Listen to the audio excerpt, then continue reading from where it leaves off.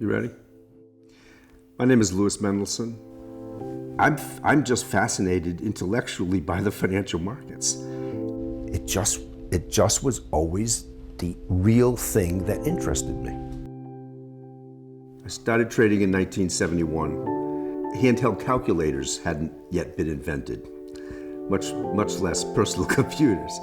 So everything was done by hand, or with a slide rule or something. It was very time consuming, it was very laborious. It took hours every night to just follow even a few stocks reasonably well. But then when PCs came out, I immediately knew that this is it. This is a technology, this is something that is going to completely change the world. And it's going to change my world. And I started to develop software for my own personal use and realized also that I could license that software to other traders around the world that would benefit from it as well. When my father first started the company, I don't think he really envisioned that it would grow to the degree that it has. Back in 1979, this was just a dream. It was just a vision. It was, what if I did this? He really risked it all. I was the assistant executive director of Women's Hospital here in Tampa, Florida. For all intents and purposes, I was a very successful person. At 32 years old, to leave hospital administration with a wife and a young child, some people, including my father-in-law, would tell you that you're crazy, that you're reckless and irresponsible. I just had to do it.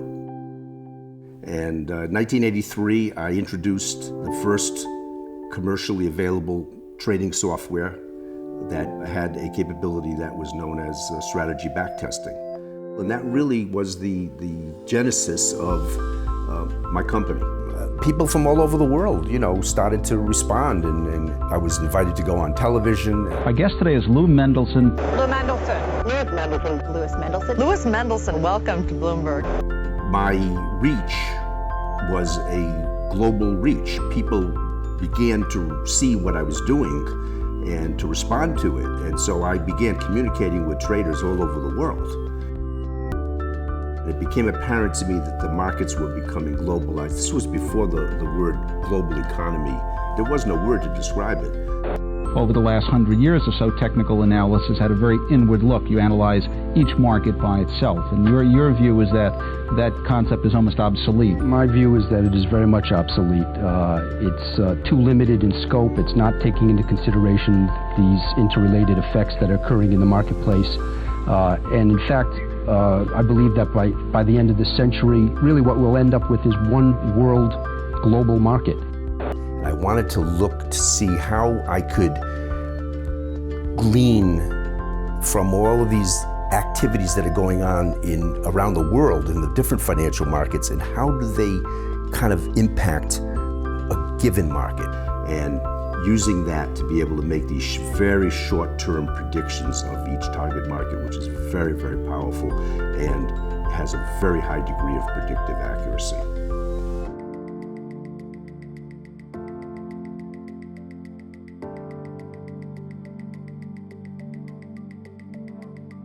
Back in the early 80s, when my oldest son, Lane, was old enough to accompany me, I would take him on road trips with me where I would be a speaker and so forth. He, as a very young age, became interested in and involved in the company and in the financial markets and technical analysis. I wanted to work with my dad so badly that I pretended like my lunchbox was a briefcase. And so it was kind of a joke in our family that there's Lane going to work with his briefcase. And he was with me at these meetings and at these conferences, and how could you not be excited by it? He got the bug too. So what was cool is we could walk from the house right over to the office, and so this is what allowed me to, after school or in the summertime, come over to the office and learn about the company and what we did. So here's some of our early software. This is from 1992.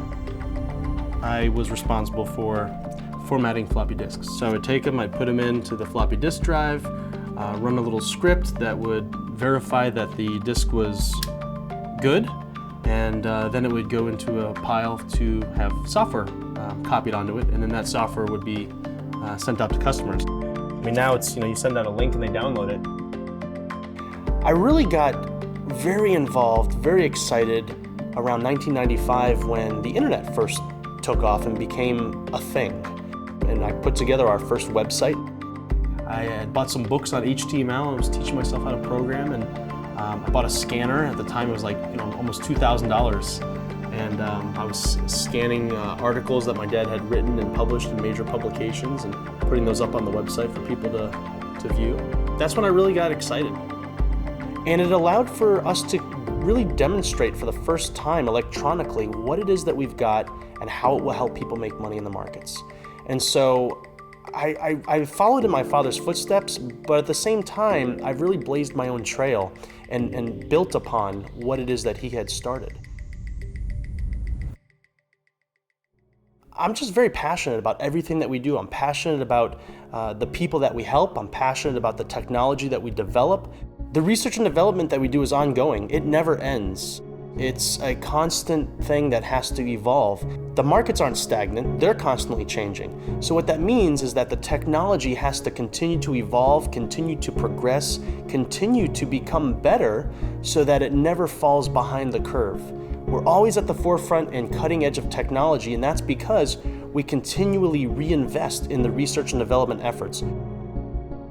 We don't cut corners. We don't do things just for short-term gain. The company has been in existence now for decades. It's probably the oldest continuously operated trading software company for personal computers in the world. I think that's what gives a lot of people confidence about doing business with us, is because they know that they're going to be working with a company that's reputable, that has integrity, that has longevity and staying power. And that's really important because we're not just selling a product. It's really a relationship. Yes, we provide you with the technology, but we also provide you with training and education. We have numerous departments. We have a very substantial customer support department so that we make sure that our customers understand how to use the software and can benefit from it to the greatest degree possible. We want our customers to feel like they're a part of a family, that we really care about their success, because we do. And we know that their success does ensure our success. Our company has grown, and there have been a lot of people who have contributed and helped our success. And so our philosophy has always been, if our company and our business is successful, then that gives us the resources and the time to give back to others. And if we can help others, you know that you're doing something that's productive, you know you're doing something that's positive, and you know that you're making a difference in our community, and that always feels great. If you don't have a good product, if you don't have good service, you may be able to operate for a year, maybe a couple of years, but you're not going to last decade after decade after decade. As a second generation Mendelsohn, and as a second generation business owner, it's my responsibility, it's my duty to make sure that our technology continues to be on the cutting edge, that the service, the product, the education that we provide to our customers is top-notch, world-class, and that I continue to foster a really positive and upbeat culture for our company and for our employees. And if I can achieve all of that, then I will consider what I've done a success. Right now it's already into the second generation, and I'm hoping that now that I have 4 grandchildren, it could be a third generation or fourth generation company. I bring my daughters to the office as often as I can, just to expose them, give them the opportunity to see what it is that we're doing, feel the excitement that I was able to feel when I was a young child, which is what I think really pushed me to want to be a part of the company. You never know what the future holds, but I would be very satisfied, very happy if one day my children would be a part of the company and would want to carry the torch on from that point. And I want it to be a 50-year-old company. And even after I'm gone, I'd like it to be a 100-year-old company. There's no reason why it can't be, because we have the expertise, we have the resources, we have the capabilities, we have the reputation. My approach that I started, and the approach that our company has, which is a global analysis that looks at global relationships between markets and their influences on one another, that approach will never become obsolete. So it could be a 100-year-old company.